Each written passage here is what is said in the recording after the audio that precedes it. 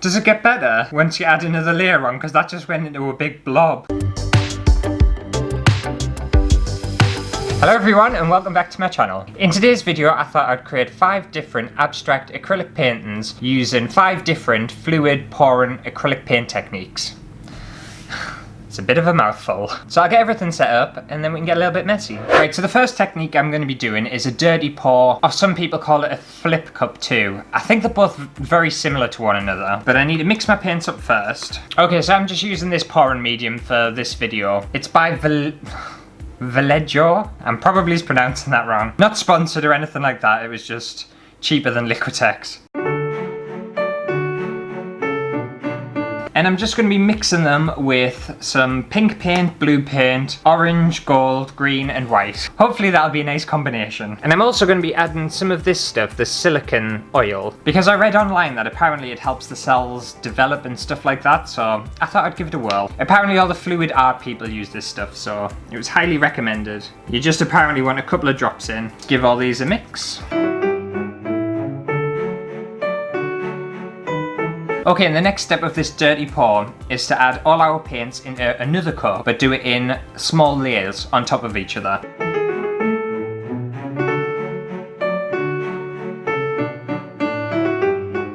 Okay, so all my paint's in the cup, and it looks really cool in the cup, so it should, in theory, look fantastic on the canvas. This is where the flip cup action happens, and I'm kind of worried that I'm going to get it all over myself. So, you have to take your cup, put your canvas over your cup, and flip it over without getting it everywhere. Just one safe action.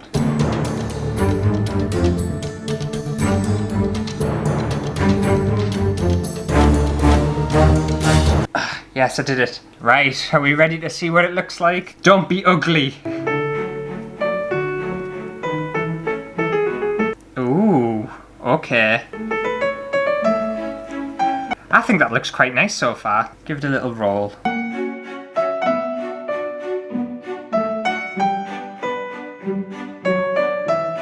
It kind of has like a marbled effect, but I'm not done there. I need to remove these first.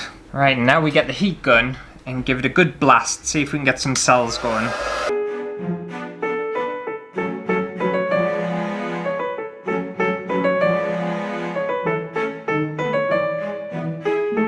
Obviously it needs to dry and it might change once it has, but so far I think it looks quite nice. It's a little bit pond-like, but it's not too bad. And the little heat tool, it just helps break up the paint and gets more like cells and bubbles and stuff coming through. Right, I'll pop that to one side and we'll move on to the next technique. Okay, and for this next pouring technique, one of you ages ago commented on another pouring video I did a long time ago, and you wanted to know what it would be like if you mixed PVA with water and then did a fluid painting with it. And it's taken me a while to get around it, but if you're still watching, then this is the video for you. I'm also going to be doing like a bottle squirty technique for this one too. So all I did was added some PVA glue into some squeezy bottles, added my paint, and then I mixed it with water as well. I've kind of like 50-50 ratio, and I also added a bit of that silicone liquid stuff as well. And now it's just time to squeeze it onto the canvas. I haven't really planned what I'm going to do for this one. We'll just go for it and see what happens.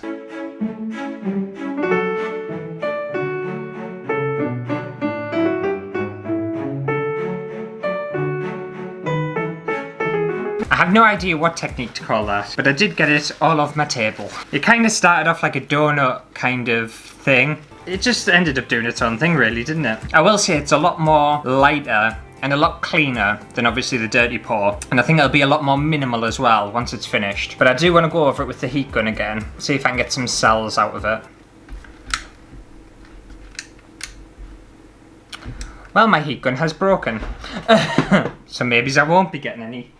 Well, that's typical, isn't it? Ah, never mind. Well, I'll just put it to one side and hopefully some cells will develop once it starts to dry. Oh, and if any of you are wondering why I've got a plaster stuck on my nose as well, I was gonna lie and say I was in an accident or something like that. But the truth is I had a really bad bit of dry skin on my nose and I picked and picked at it until I was left with a giant bloody scab. So I thought a plaster was way less offensive than the monstrosity that's underneath here. Moving on to the next one, I thought we would do a linear blow pour technique. Not sure whether that's a thing or not. I'm pretty sure I saw something very similar on Pinterest, and that's why I'm doing it. Basically, you blow through a straw. I like how unconventional pouring techniques are. They use literally everything. I've got a very strange one coming up soon, actually. Right, I think my colour choices are nice for this one as well. Let's dive in, let's get some pouring done.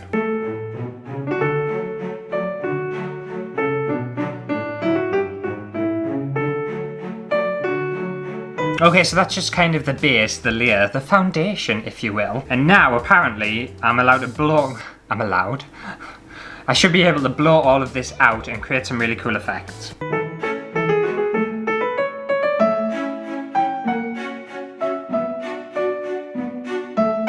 And there... Oh, I don't have the lung capacity for this.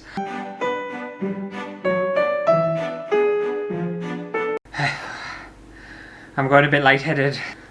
I've got it all over my table.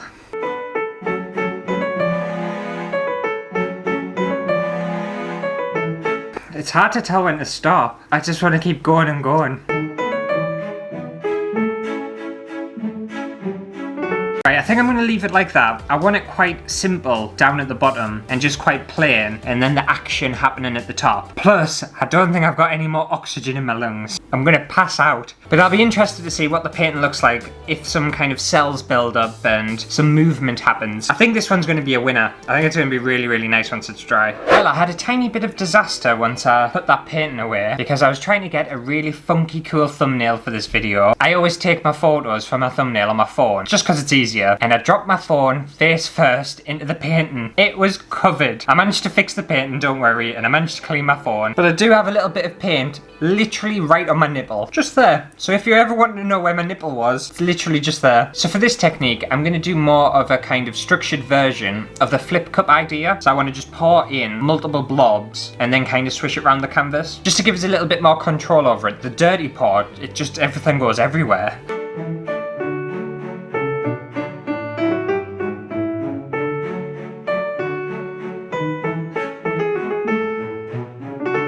Ah, I don't think I like that one. I think it looks really, really ugly. It just looks a little bit boring. The copper paint, it's got a few like chunks in it, so it's giving it a little bit of texture. So maybe once it's dry, it might look a little bit better. Okay, I've left the most ridiculous one for last because I have seen it float around online a few times, and they basically create a pour painting by using paint and putting it through a sieve or a colander or whatever it's called. So that's what I'm going to be doing and see what the finished effect is. It might blow my mind. It might be amazing. One thing I'm not going to do with this one though is I'm not going to swirl it around because I think it just gets muddy. If I look at the four that I've done before, at the moment I would say the straw one's my favourite, and the first one actually where I moved it around, that one's looking quite good. The other two are looking pretty shit, I have to admit. But let's see how this one turns out.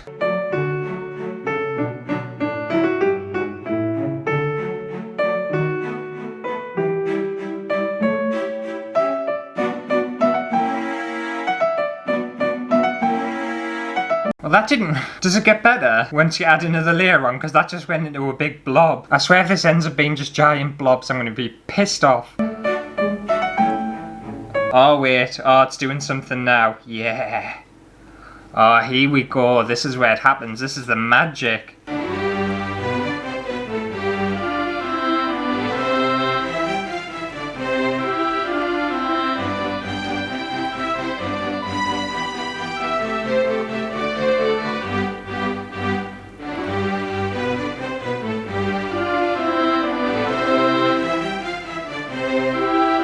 I'm going to have to move it a little bit because it's going everywhere. This is quite difficult. I could do with another pair of hands.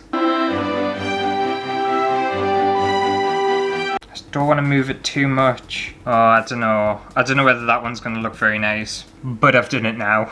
I feel like the colander was a bit of a waste of time, if I'm honest. It didn't really do a lot, did it? It's actually added some nice kind of ripples, so you never know, it might look amazing once it's dry. So I'm going to leave them all to one side, let them dry, hopefully some nice cells and textures and stuff will build up. I really hope that sieve technique was worth it, because otherwise it was just ridiculous. Also, I'm not sure whether I've just done it wrong. I don't know. But how can you do it wrong? You just pour paint into a sieve. But anyway, I'll let them dry and then I'll meet you back here and we can go over the results.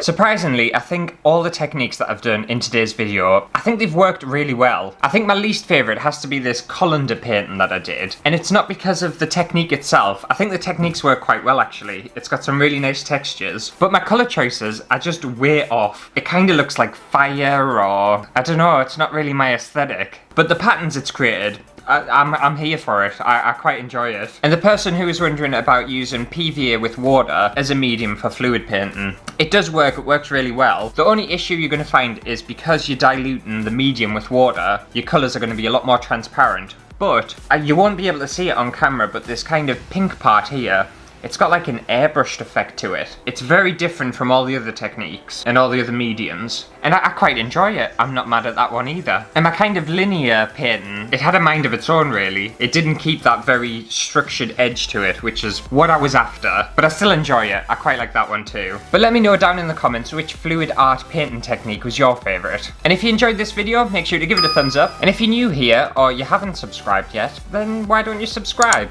It's free, it doesn't cost you anything. But anyway, I'll see you next week for a brand new video. Bye!